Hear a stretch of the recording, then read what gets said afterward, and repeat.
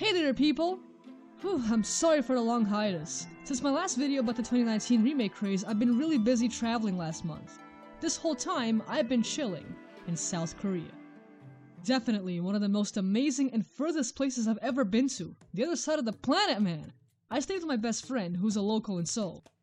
The food is out of this world, like seriously. Every single traditional dish I tasted gave me hard eyes. I'm especially fond of jukbal, which is cooked pig leg, chicken and beer, spicy rice cakes, and kimbap. Came back with a suitcase filled with Korean fans, scrolls, snacks, pepero, and ramen! Yeah, this looks like instant ramen you buy at any store, but oh, Korean ramen hits different. It comes with all these vegetables and sauce packets inside, so sophisticated! But, what I found most impressive? Korea is a place with an amount of history so vast it's hard to envision, especially little old me from a country so recent. Outside, you see these huge Buddhist temples or ancient bells, structures built some 800 years ago, and on the other side of the street, these tall, futuristic buildings.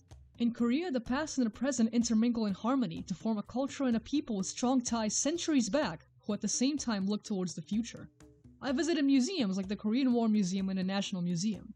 What I've learned of Chinese, Korean, and Eastern history and culture that was never taught to me in school, I feel now is a perfect time to put that to use. Because for this video, I chose Mulan as a topic for analysis. But with the shitty the remake coming up soon, it's also very, very relevant. So without further ado, pick up your armors, cut off your hairs, and let's get down to business. In 1998, Disney released yet another animated classic that will sit on the shelves of the Hall of Fame known as the Disney Renaissance. The Disney Renaissance was, well, a renaissance, a rebirth of animated films of sorts that was suddenly able to connect with audiences and give a much deeper meaning to characters and stories than ever before. It's argued that this revolution in Disney animation began with The Little Mermaid, and you can see just how much this movie is different than all the ones that came before it. Just look at previous films Disney produced like The Aristocats, The Jungle Book, and The Rescuers. All of them seem to have a similar looking third-person cinematography and feel. The Little Mermaid has a much different, personal first-person touch. Unlike her princess predecessors, Ariel is a fully realized female protagonist who has a will and a dream of her own, who thinks and acts independently and even rebelliously. Does Aurora, Cinderella, or Snow White actively go against and break the rules of their society to achieve their desires? Huh? Cinderella? Maybe, but not really. It wasn't really her intention to break any rules. All she wanted was to go be happy in the ball. And even so, she had the fairy godmother doing it for her, not Ariel. Ariel herself was a revolution in Disney's female characters and princesses. Ariel actively went and broke her society's rules herself to get what she wanted. And as badly as it ended for her. The Little Mermaid feels so different because it was modeled after Broadway musicals, with large ensemble casts and dramatic, colorful musical numbers. And almost all the movies and female characters in the Disney Renaissance soon followed. All of them brave and courageous, having actual personalities and substance, dreams and desires, standing up for what they deemed the most important, and becoming better people as a result. This new generation of female characters inspired many young girls to stand up for themselves, and most importantly, destroy the damsel in distress trope. I'm a damsel.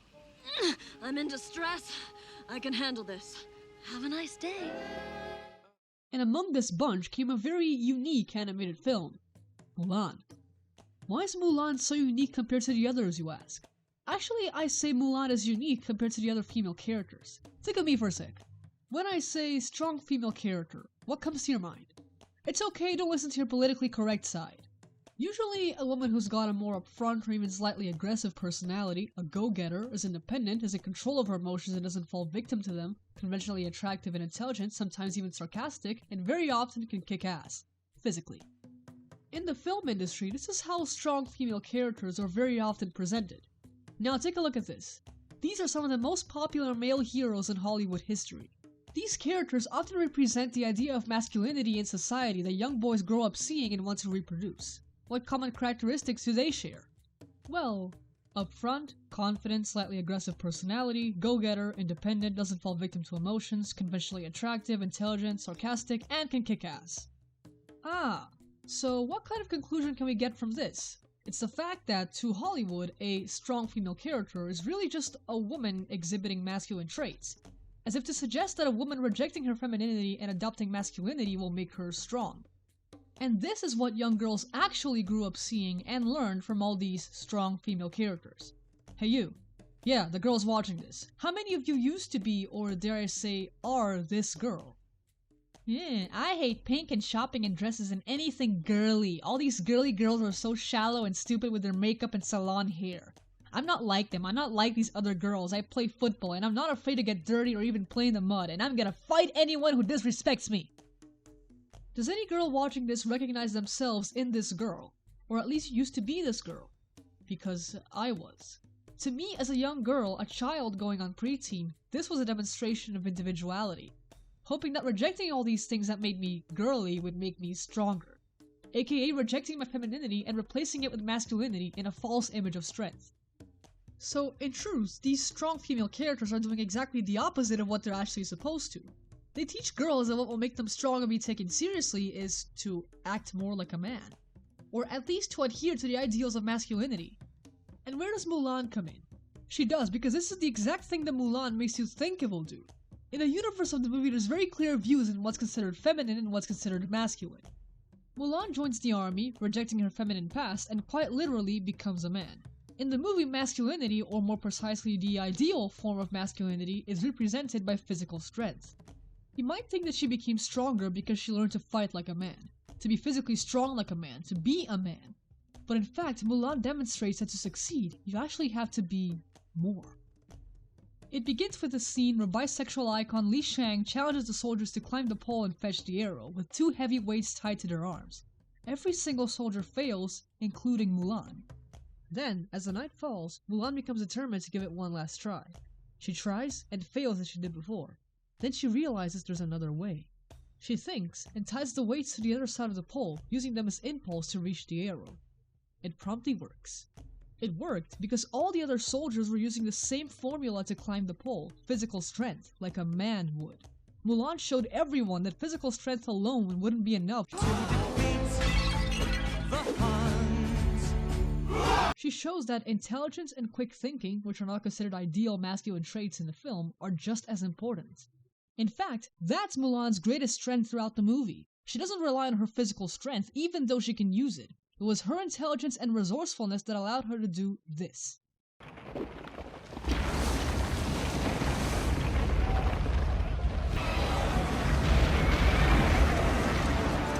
Wiping out an entire Han army with one firework in a situation where the Chinese army was outnumbered and hopeless. This is how Mulan, even if unintentionally, resists the very ideals of masculinity she was taught in the army. Because when the situation demands her to physically fight, to be aggressive, instead of responding with direct aggressiveness as a strong female character would, she doesn't. She doesn't win with her fists, she wins with her brain. But Jinlong, Mulan isn't the only Disney princess to do that. There are many others that don't win by throwing punches at the villains. Yeah, you're right, I admit. A lot of Disney princesses from the Renaissance and after don't necessarily defeat their opponents by punching the daylights out of them.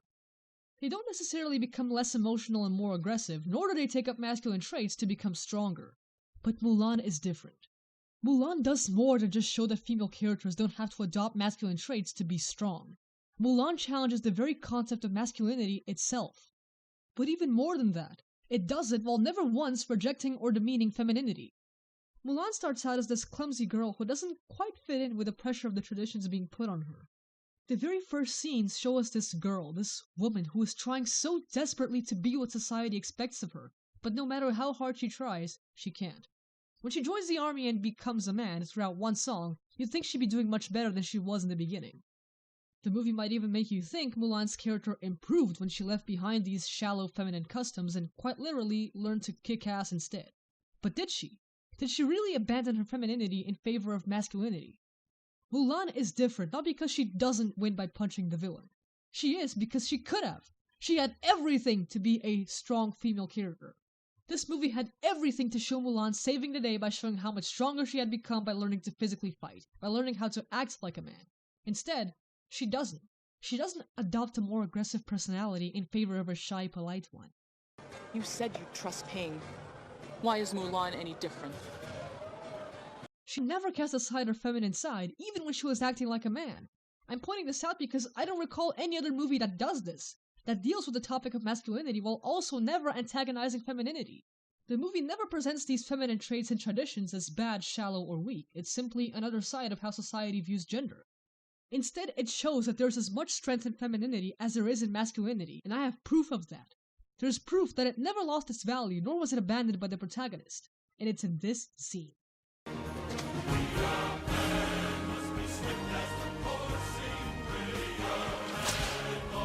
There's a reason why this scene gives you and me chills. When the Emperor is kidnapped and the palace doors are locked, the soldiers go back to the same old formula that constitutes a man: brute force. Mulan knows this doesn't always work, as she first found out with the weights and the arrow. So in this absolutely fabulous scene, Mulan gives her proof that she never forgot her femininity, and she embraces it to help her get through the obstacle in front of her. But that's not all. The entire movie we see Mulan dealing with her feminine and masculine sides, and at this particular point she embraces them both. But she's not the only one to do it. Her three friends, who, by the way, never treated her any differently whether she was a man or a woman, see what she's doing and immediately jump in to do it too. For men who spent almost all their screen time up to that point trying to follow and incorporate the ideal masculine traits, seeing them immediately and enthusiastically jump to doing something a man would ridicule and find weak and stupid proves that they too embrace the femininity within them. The best part, though, is when the very symbol of personified masculinity himself also embraces his feminine side. It's almost obvious that Shang represents the ideal figure of a man in Mulan, the man all these soldiers want to be. You'd expect him, of all people, to be the only one to stick to this smashing the door like a man brute force operation, and the last to try things another way, the feminine way. In fact, Shang had everything to be the villain. How easy would it be for him to discover Mulan was a woman, act like a massive sexist jerk and try to kill her, only for her to fight him, beat him at his own game, and prove once and for all that women are just as good as men. What an easy, strong woman story that would be. But no, that's not what he did. At first he was conflicted due to his own ingrained ideals, but when he realizes Mulan was right, does he fly into a fit of rage because how dare a woman tell him what to do and be right about it? Does he go into a deep depression because he can't deal with his conflicting internalized masculinity clashing against reality? No and no. He joins her. He tries things her way, because he realizes that Mulan and Ping aren't really all that different after all. He changes himself, and just as Mulan embraced the Shang in her, he embraces the Mulan in him. If that's not such a good fucking example for young boys, I don't know what is. To even further prove my point, check out the scene where Mulan finally fights the villain, Shan Yu. First of all, he's probably the only one not to underestimate her because she's a woman.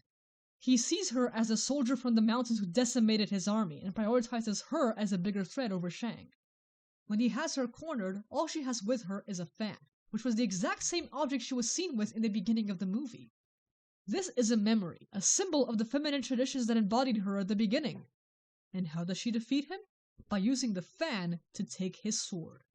She fought with the fan, an object that represented femininity, and used it with her masculinity. In this moment, both sides of herself work together as one as she uses her brains to finally take out Shan Yu.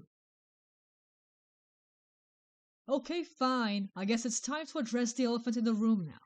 I'm talking about the Mulan live-action movie. You want to know what I think of it? Well, I've only seen the teaser trailer so far, and I'll sum it up. Everything I've said and analyzed so far.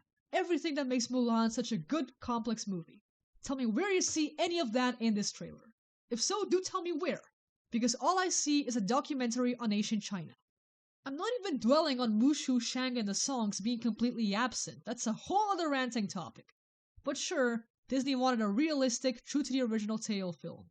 Disney's alleged justification for this was that the original Mulan offended many Chinese audiences after it was released in China, because it was loaded with cultural inaccuracies, especially concerning Mushu. But to be very brutally honest, does it really seem like a colorful movie with a talking dragon voiced by Eddie Murphy and full of American pop culture references was meant to be accurate? And so many people are so quick to jump to generalizations of what the Chinese public thinks, when in fact they seem to think the opposite. This is a tweet from a Chinese citizen who very clearly stated what's actually going on. Why are people acting like Chinese people don't want Mushu? The first trending topic on Weibo, Chinese Google, is Mushu is not in Mulan. People want a Disney fairy tale, not a documentary. I see a lot of people speaking on behalf of Chinese people despite not knowing what we want. I think that sums up what Disney's real reason in releasing this remake is pretty well. He's right. We want a Disney fairy tale, not a documentary. Especially because, well, maybe there's already been 2 Chinese interpretations of the Ballad of Mulan. And honestly, they look as good as any Hollywood film. The Chinese market is absolutely huge, rivaling the Western market as its strongest competition. Disney and other Western companies have made several attempts to get a little piece of that sweet green by exporting their products there, but to no avail. It's so very clear that Disney chose this particular movie to remake right when the remake craze is at its prime to worm its way into the Chinese box offices and cement its financial success once and for all. But enough about the overall movie. What worries me most is Mulan herself. She's being played by Chinese actress Liu Yifei, and she's quite famous, but tell me where exactly the character of Mulan is shown anywhere in this trailer.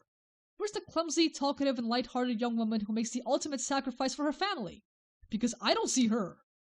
All I see is a girl with a cold, serious gaze holding a sword and kicking everybody's ass in elaborate flips and stunts. All I see is yet another strong female character. They stripped away Mulan's essence, and therefore her most powerful characteristic, to make sure Chinese people would like the product and buy it. That's all it is. A product. Just meant to generate more profit and more area for Disney's monopoly to influence. Say, did you ever ask yourself, why did Mulan go to the army? Why did she take her father's place? Was it to prove something? Maybe to prove that women are just as capable as men are? The movie makes you think so, and even Mulan herself at some point wonders if the real reason she left was to prove herself to her family, but most importantly, to herself. But no, she didn't do it to prove anything to anyone. The movie might have ended up with a message on gender equality, but Mulan's motivation had nothing to do with that. She went because it was the right thing to do. She decides to go in that moment out of pure love for her father and her family, and nothing else but that. Mulan learned to fight and kick ass. Is that the basis of her strength? Of course not. Mulan's strength was never in the physical, but in the emotional. Mulan was Mulan, unapologetically the way she was throughout the entirety of the movie. That's what she realized about herself at the ending. That's where her true strength comes from. Mulan isn't strong because she's a warrior. She's strong because she's human. Because right in the environment of the highest toxic masculinity is where she becomes strong by refusing to bend to those ideals. In the sense that she doesn't become more aggressive and less emotional. She doesn't change inside, nor loses her essence. She doesn't become a man. She becomes Mulan. The Mulan she always wanted to be.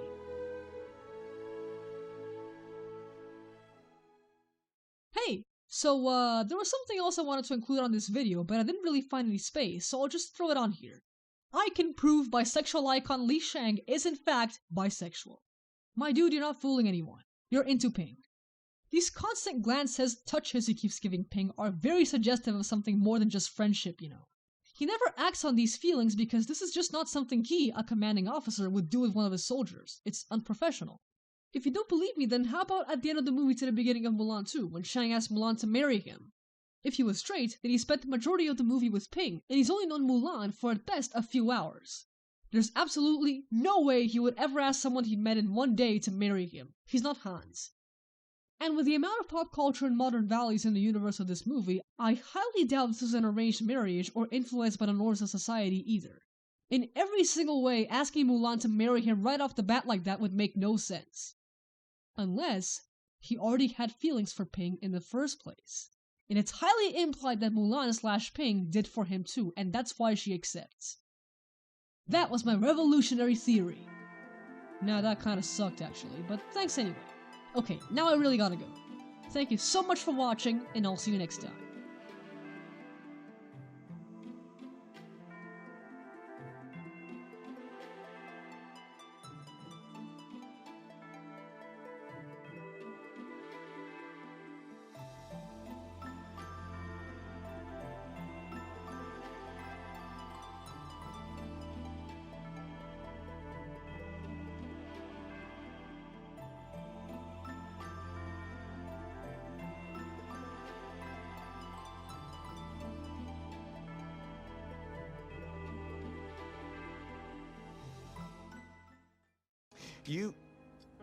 You fight good.